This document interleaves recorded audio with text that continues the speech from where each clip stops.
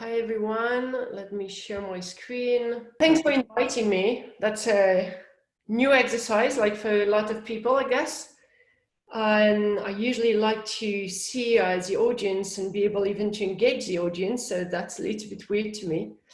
I changed a little bit the title because unfortunately I was hoping to be able to present you some data that were not able to acquire by that time. But we'll still touch a little bit on it. So we're going to talk about first the physical activity transition in the context of a global epidemiologic transition. What is it?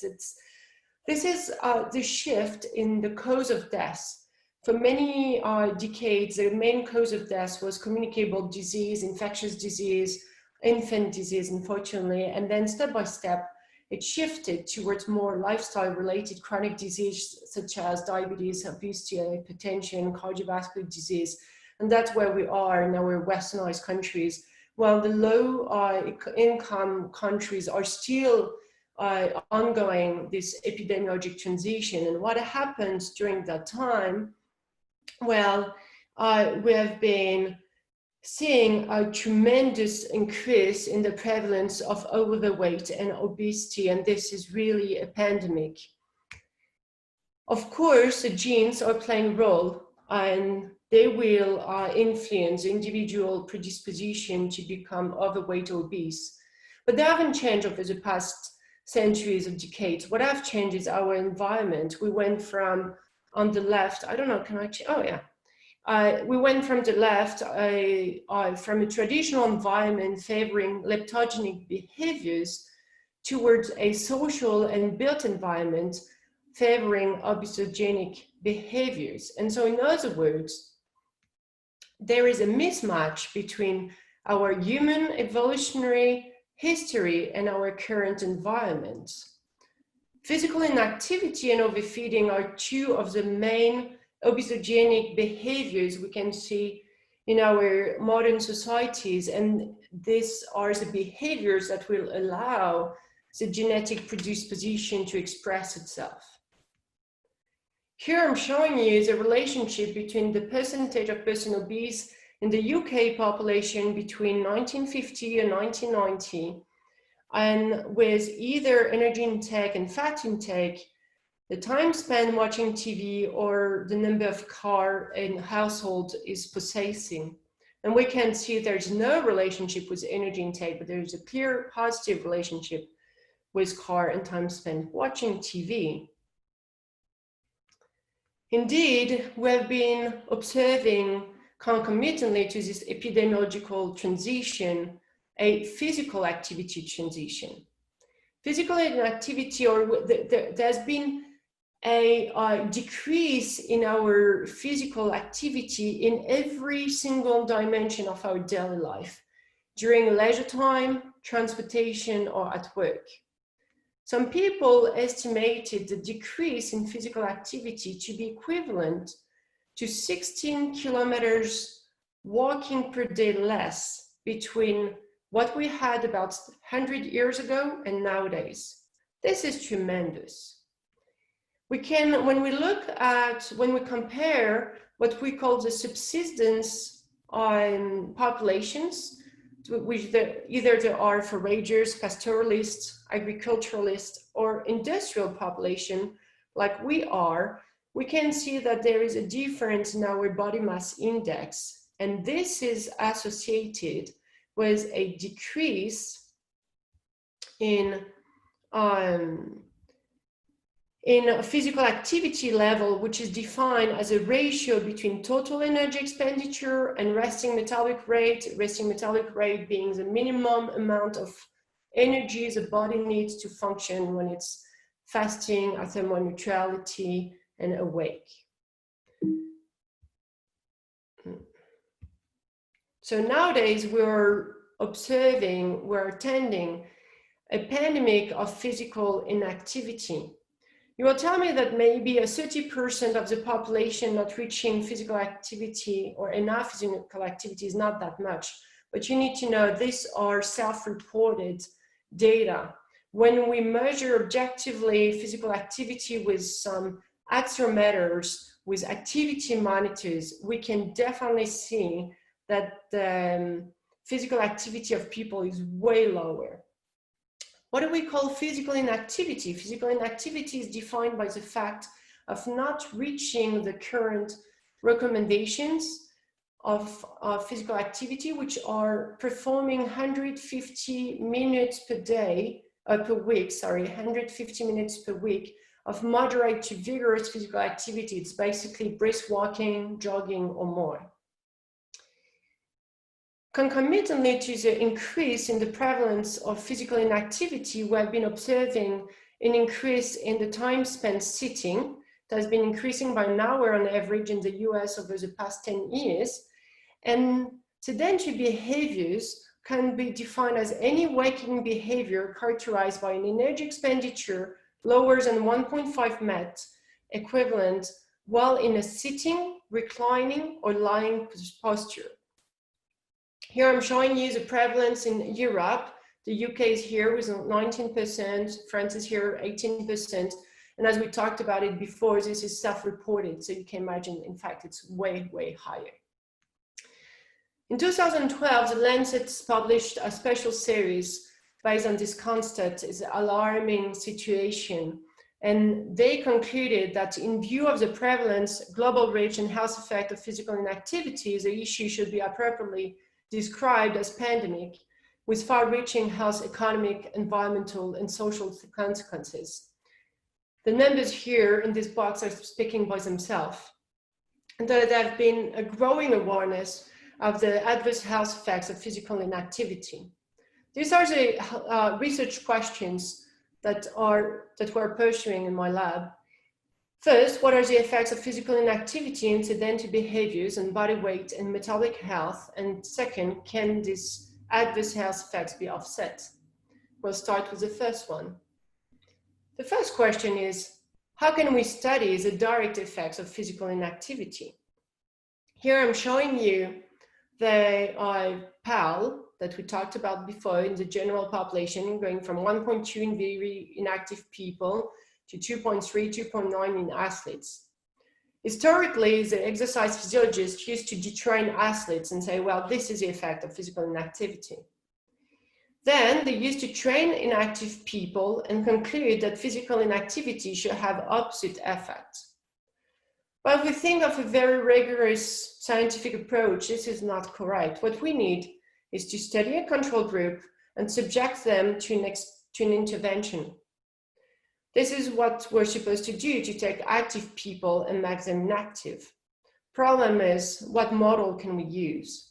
Well, it exists a space science model, which is a bed rest model that allows to mimic the effects of microgravity on the organism on Earth. And we can render healthy, lean, active subjects inactive, and then they can recover.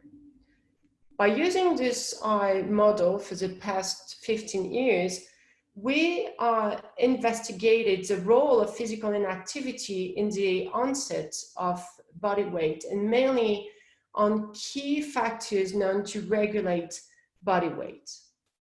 By doing so, we observed that bed rest triggers the development of a hypertriglyceridemia, an increase in the insulin glucose ratio, which indicates a development of insulin resistance, and an incapacity to use fat as fuel to provide energy to the body. You will tell me this is very extreme inactivity, and you're right, but the thing is, we confirm this results at levels of physical inactivity observed in the general population. What is also important is these results were independent of any change in fat mass. In other words, are really the direct effect of physical inactivity and not the effect of overfeeding. Then we investigated the mechanisms, and I will not detail all of this, but this allowed us to come up with this cascade of events. We observed that physical inactivity altered the function of the three main peripheral organs involved in energy metabolism, which include muscle here, adipose tissue, and liver. All of these alterations that I will not detail once again here, but we can talk about it later, are triggering the development of metabolic syndrome and metabolic disease.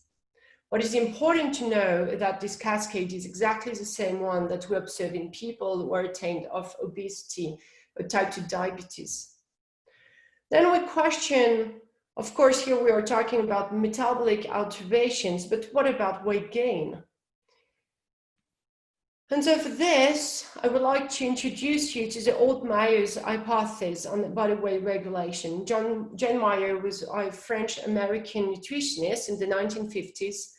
And by studying mice and Indian Bengali male, he observed that the higher physical activity is, or the higher activity energy expenditure is, and the higher is energy intake, and people are maintaining a healthy body weight. However, there seems to be a threshold of physical activity level below which the mechanisms of regulation of body weight are impaired. And so we wonder, our main hypothesis was to say that maybe obesity is a consequence of a reduction in physical activity under this threshold. And we really wanted to look at one of the main or key factors of regulation of body weight, which is fat balance and fat oxidation, and see if we had any relationship here. This is what we did. This was a work of Edwina Entun. And for this, we trained for 2 months sedentary adults, and we did train for a month some physically active adults. So we really created a contrasted levels of physical activity. And we measured activity energy expenditure by combining the method of double water and indirect calorimetry. And we measured dietary fat oxidation also using tracer methods. So we were able to associate activity energy expenditure to the oxidation here of fat oxidation. And we can observe this very strong relationship that when activity energy expenditure increase, there is an increase in dietary fat oxidation. What was interesting is that this linear relationship was observed at every level of regulation of lipid metabolism and fat oxidation. And we can see it with lipoprotein, lipase, ACL, all the transporter, etc. And so there is we concluded that activity energy expenditure predicts dietary fat oxidation through coordinated changes in plasma trafficking and muscle handling. This is interesting. It's interesting to put this data in a relationship with the old observation of James Tubbs, where he observed that physical inactive people are more vulnerable to high-fat diet. What does that mean? It means that they're not able to maintain an energy balance stable as soon as they eat too much fat, as we can see it here, while the physically active people can handle high levels of fat in the diet and still maintain an energy balance being the difference between energy intake and energy expenditure. So we can imagine that if people are physically inactive over the long term, they will gain weight. Here, I don't have time to show you some of our data from a longitudinal study, but we did look at changes at baseline in a population of non-overweight people. And what we observe, and then we follow them for 5 years with tracking their body weight and body composition.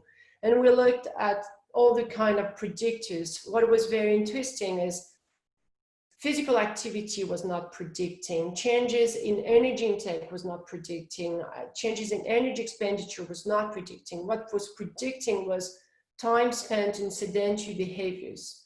And the more they were spending sedentary behavior, time sedentary following an acute overfeeding event, and the more weight they were gaining over 5 years, which is really striking to me. So what do we need to do in the future? Well, we need to spend more time trying to understand the mechanistic links between sedentary behaviors and cardiometabolic risk factors, and that's what we're trying to do in our lab and other lab in the world. Now let's move on to the next research question. Can the adverse health effects be offset? The first thing we can think of course, let's do exercise. And I would like to go back here to the results on the bed rest. You are here clearly seeing that when people are inactive, their total lipid oxidation is decreased both in post-absorptive and postprandial condition, as well as their dietary fatty acid oxidation. You have to know that during the study, people are randomly assigned to either a control group here that is only submitted to bed rest, or to an exercise group. The exercise group were asked to perform resistive exercise 3 days per week, 35 minutes per session, and aerobic exercise 3 to 5 days a week, 45 minutes per session, and the intensity was up to 40 to 80% VO2 max, which is really, really high intensity. This level of physical activity is way beyond what we recommend people to do, and it's really, really intense. And yet, you can see that there was no improvement on the fat oxidation here. It didn't prevent a decrease in fat oxidation induced by the bed rest. So let's think a little bit about who are these people. These people are bed rested, they're highly sedentary, highly physically inactive, and yet now they're exercising tremendously. And it's kind of a very extreme model of what we call the active couch potato. It's this person who's going to do its jogging in the morning, and then they go to the office and spend all the day sitting and then watch TV at home. And this is important because if we look at how we spend our day, when we're reaching the current recommendations, in fact, this represents only 3% of our working day. And over the past 50 years, exercise physiologists have been focusing on the research and time on this 3%. And it's only recently we have been discovering these 97 other persons. Which are they? On one hand, we have light intensity activities, which are any body movement. It's when you take the stairs, walk, go to garden, dance. And this is represents a large volume, and it's the main determinant of total energy expenditure. On the other side, we have the time spent sitting, which is the sedentary behaviors, and we can see it's the largest time of our day, unfortunately. And this, there have been emerging evidence over the past 10 years suggesting it plays an independent metabolic risk role. Here, I would like to show you one of the seminal findings in this field by Chuck Matthew. It's a quite complicated graph, but I'm going to walk you through. This was from a very large population study. We can see the risk of death mortality on the left. We have people who are exercising more than 7 hours per week, those who are never exercising. The bar with a shade of grays are representing time spent watching TV, either none or more than 7 hours per day. The reference on risk of 1 was set up for people who are exercising more than 7 hours a week and never watch TV. Only the fact of watching TV more than 7 hours per day increases the risk of mortality by 50%. What is even more striking is the fact that this risk is the same than for people who are never exercising but don't watch TV. So in other words, too little exercise is likely different from too much sitting. Based on this first study, and so then there were other epidemiological study going on, and they observed that beyond the total time spent sitting, the length of the sitting bouts also matters. Here it's data from the NANES study in the US. In blue, we can see that there is a positive relationship between the total time spent sedentary and detrimental health, metabolic health factors. On the other hand, we can see that the breaks, so basically you're sitting for many hours, you're standing up, going to walk, this is a break. The fact of breaking up the prolonged sitting is negatively associated with this health outcomes such as waist circumference, cholesterol, biomarkers of cardiovascular disease, so it's improving metabolic health. What is important is those associations were observed for all age, sex, race, ethnicity, and even in people who are regularly exercising. And this has been repeatedly observed again and again. Based on these observations in the population, the group from David Dunstan in the US conducted the first study looking at the effects of breaks in people who are middle-aged, non-insulin resistant, and they asked them, it was a randomized crossover trial, they asked them either to remain sitting for 5 hours or to break their sitting time with 2 minutes of either light intensity or moderate intensity every 20 minutes. What we can observe is that regardless of the intensity, the active breaks that were spread throughout this 5 hours was significantly decreasing postprandial glucose and insulin concentration. This has been repeatedly observed in all population, male, female, older or younger adults, people with type 2 diabetes, etc. And we can see that breaks are having health effects. But in my lab, the two questions we're trying to address is it because of the breaks or because there's an increase in energy expenditure? And are these effects diluted or sustained over the long term? Over the past years, we have been conducting a series of studies in which we're asking either lean people or people with overweight or obesity to remain sedentary or to conduct what we call a microbout intervention. So they are spreading short active bouts of, throughout the day. In our case, the bouts are 5 minutes bouts of moderate walking. Or they perform a time-matched intervention during which they are going to do 45 minutes of activity, but as a long continuous bout, 1 time a day. At first, we did randomized crossover trial as well. And what we observed is first, people are reporting to feel more vigorous when they are physically active, but importantly, they report to feel less fatigued when they do these microbouts of activity than when they are doing the 1 bout. That was true for people who were lean, but also with overweight. They even reported to feel better mood, happier, more energetic, even less hunger, which is really important for obesity research. And what is interesting also that the two interventions are allowing an increase in moderate to vigorous physical activity measured by activity monitors and in activity energy expenditure. More recently, we have completed a study, the first study to my knowledge, over several weeks, during which sedentary inactive adults with overweight obesity were randomly assigned to either the microbout group, and they were performing the microbout intervention 5 days a week, or in the 1 bout group, and same thing, it was 5 days a week. We measured multiple metabolic outcomes with state-of-the-art method, total daily energy expenditure, pattern of physical activity and sedentary behaviors, daily glycemia, insulin sensitivity, nutrient metabolism, skeletal muscle metabolism, mitochondrial respiration, and molecular regulation. We don't have all the data nowadays. I'm just going to show you very primary data that are to take with caution, as we all know.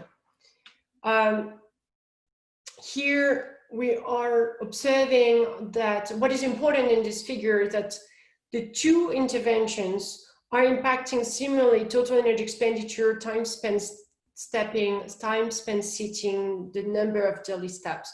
We can see a difference between group differences in pre here. Now we have more data. I think this is this difference is erasing, and we are actually observing an increase in total energy expenditure.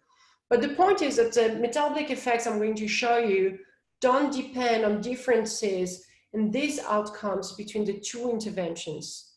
You remember the first data we showed with a decrease in postprandial insulin and glucose with the breaks? Well, here we're observing a greater decrease in the break in both postprandial insulin and glucose, but also in the daily glycemic variation in the microgroup compared to the 1 group. Once again, we're observing differences in baseline that are getting erased as we are increasing our sample size.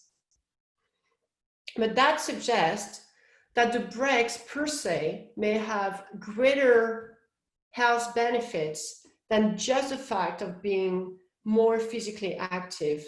And so this is opening a lot of new venues for type 2 diabetes management, for example, and more we're observing similar things, for example, for hypertension and cardiometabolic health outcomes.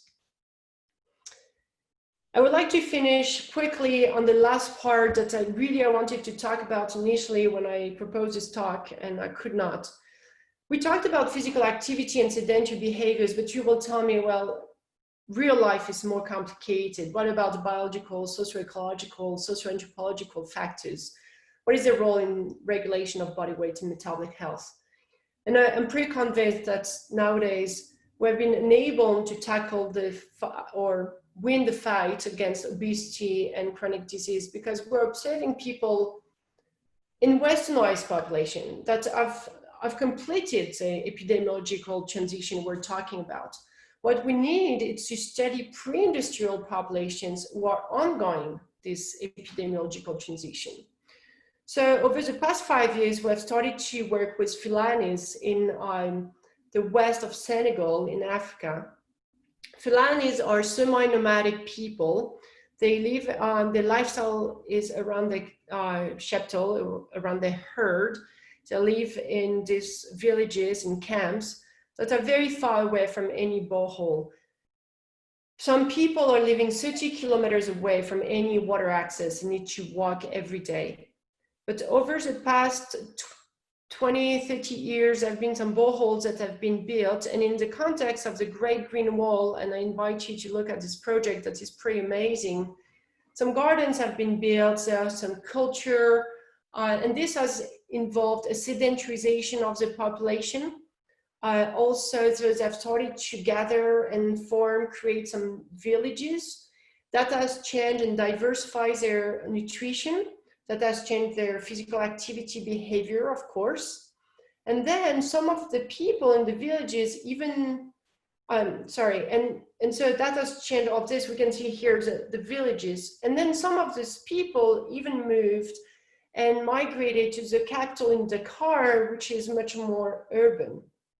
We have studied some people from Dakar, in Dakar, and from the Fairlobe, but who are the same populations. They share the same genetic background. And we have looked at the respective role of biological, environmental, and socio-anthropological factors using, again, state-of-the-art methods. We work with anthropologists, cultural anthropologists on this project. And here I'm just showing you very preliminary data in rural and urban Fulanis. We looked at their physical activity behavior that was recorded with activity monitors. And we can see that physical activity is lower in the urban population. The MVPA, the moderate vigorous physical activity, is lower. They have less sustained bouts of activity. When we look at sedentary time, at first we didn't see any difference, but then when we looked a little bit more closely, we observed that they were spending more time in the sustained sedentary bout, and we talked about it. This is associated with unhealthy metabolic health, and they spend more time in sedentary postures. So this is a project we are working on. We need to look at changes in nutrition, lifestyle, etc., and this will come up in the future.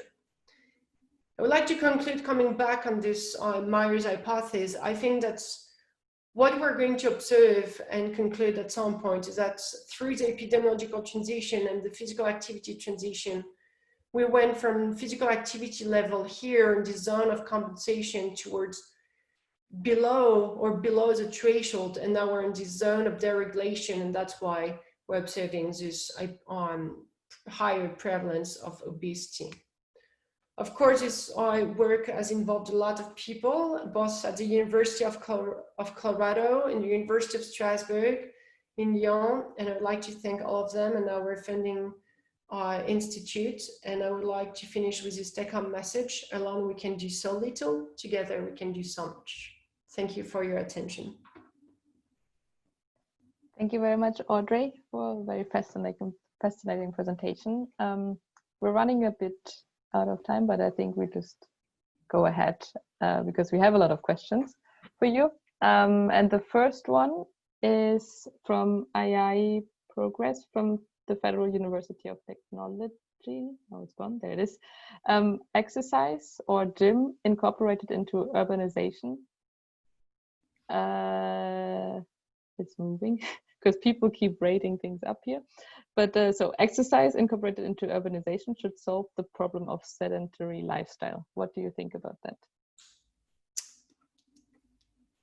Well, if we go back to the results I showed, we observed that exercise is not sufficient to prevent the adverse health effects of sedentary behaviors. That was the paradigm we observed with exercise plus bed rest. What we need, and I'm quite convinced of that, it's to re-implement physical activity in our daily life in every aspect. It's about walking. We have data, or not us, but other groups have data showing that sometimes there is a resistance to exercise and people are not going to respond to exercise, but if they have a high enough level of habitual physical activity, now exercise is going to improve metabolic health. So I'm not saying exercise is not the solution. I'm saying yes, but you still need to be active the rest of the day. Yeah, maybe following up on that question from Monica from NMBU in Norway. What do you think are the most effective ways of increasing physical activity in groups and individuals? And do you think mobile games or apps that encourage walking or being outdoors, such as Pokemon Go, are effective? So it's a very complicated question. So if we knew, we will not have the problem. I really think it's like a lot of challenging questions, it's multifactorial. We need to involve, of course, education, change. We have data showing that when we educate kids, it really makes a change, not only in kids, but also in families. Families start to have healthier behavior. We need to have urban planners in the game. We need to have this, people taking action in cities playing a role. We need to have, and that's what we try to do, we try to work with enterprise and really change the regulations in enterprise. I just would like you to think about this. When you have an employer is supposed to give you a healthy environment. We talk about ergonomy, we talk about noise pollution. The fact of being sitting and physical inactivity is a fourth cause of death in the world. And your employer never talked about that. You're sitting 8 hours a day and nobody cares about that. So we really try to go in enterprise, talk about it and make change and change the culture. And that's why you are seeing working active station, the standing desk, etc. So I don't think there's one solution, but of course Pokemon Go is good. You know, anything that will make you move is good, but it's multifactorial. Okay, then the next question from Gregor Eichhorn from the University of Brighton. Would you recommend focusing on the light, moderate activities of daily living to increase energy expenditure instead of exercise itself? Absolutely, absolutely, and especially because in other way, people, when you ask them to exercise, they tend to compensate. So they're going to exercise in the mornings, they go to the gym, and then they're going to spend more time watching TV, thinking, you know, I'm good now. Oh, and I can have this cookie. And so there are some spontaneous compensation that are kind of like offsetting the benefits of exercise. Well, this exists less if you're increasing the daily living activity. However, my point is not to say don't exercise. I'm a strong advocate of exercise, but do both. Yeah, I think everyone has been in that situation before. One more question. What do you think about using meditation to help mitigate health risks associated with sedentary behavior? I think there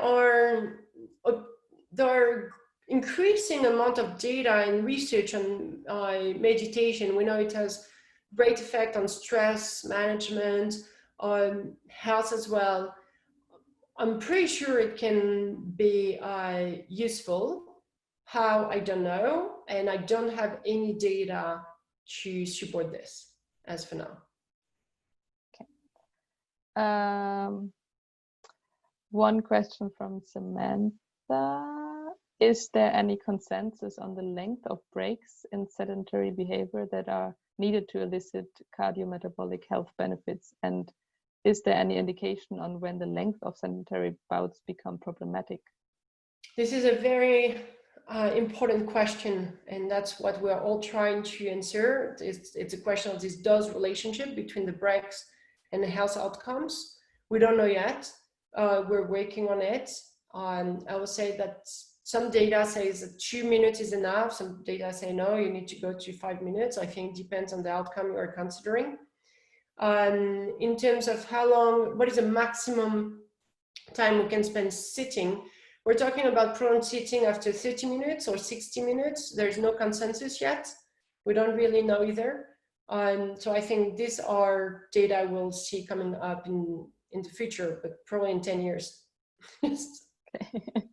And then maybe one last question, because we're a bit over time, which maybe everyone might be interested in, from Tony Odetola. Which is the best exercise one can practice during the breaks during the work hour? I'm sorry, can you? I can read it again. Which is the best exercises one can practice during the breaks in a work hour? That's all. So now we come with a question of the type of exercise. So standing, I think, is not enough. Standing is going to still be better than sitting, but it's not enough. I'm standing right now. I'm not expecting to have much improvement in my health.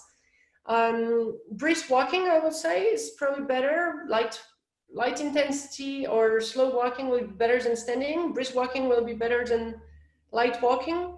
There are some data on resistive exercise. So basically, they take people and they're asking them to do squats at their desk, you know, trying to think of what can be feasible in their life of people. And that works very well, actually. But we don't have a clear answer yet.